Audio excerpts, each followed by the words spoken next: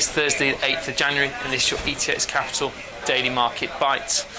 In the US last night, better than expected private sector jobs data and reassurance from the Fed minutes that interest rates would not be increased in the near future gave way to the first positive session in the last five. The Dow rose 1.23% to 17,584 spot 52. The S&P gained 1.16% to 2025 spot 9. And the Nasdaq added about 1.26% to 4650 spot 47. Also, the upbeat tone was mirrored in Europe earlier on. The first negative inflation data since 2009 was released. This in turn led investors to believe that QE will be rolled out on January the 22nd, and in turn, of course, equity index futures up on the day. Looking at the FX markets, however, the euro did drop as far as 118.02 at the previous session, putting the 2005 trough of 116.40 in reach of speculative sellers. It has since edged back to about 118.26, of course, with the Asia session overnight.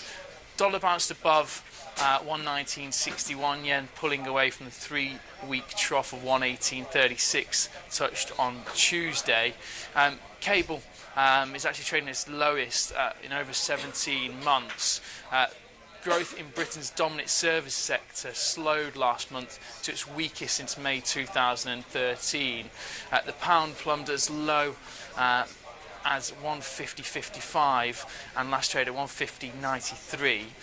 Commodities data showing the US economy remained resilient amid slowing global growth helped bolster oil, which was also supported by Chinese crude imports, likely hitting a record high in December.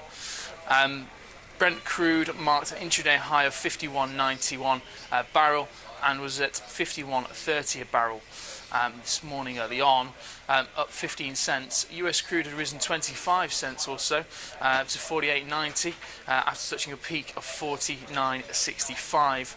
Gold is still away from its weekly high of 12.23 spot 3, trading out 12.08 spot 3, of course due to the recent strength in the dollar. Looking at the equities markets, extremely interesting morning for the supermarkets. Of course, Sainsbury's coming out with results yesterday and trading up off the back of it. Tesco will actually close 43 unprofitable stores and also look to make cuts around 250 million.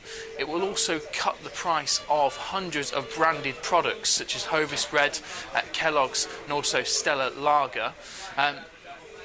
If fuel sales are included, trading over the festive season was up 0.1%. So in turn, it is actually trading up to 193.15 this morning, up 5.65% Tesco.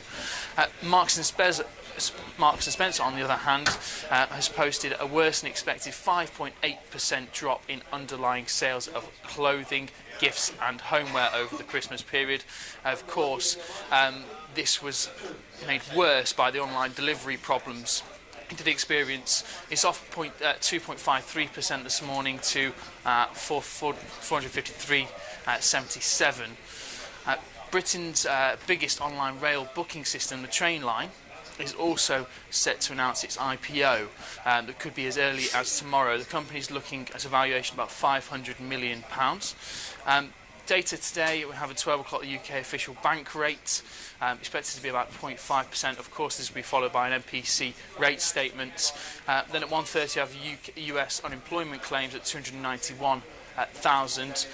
Today at the open, we have the DAX at 96.05, the FTSE at 64.60, and the CAC at 41.49.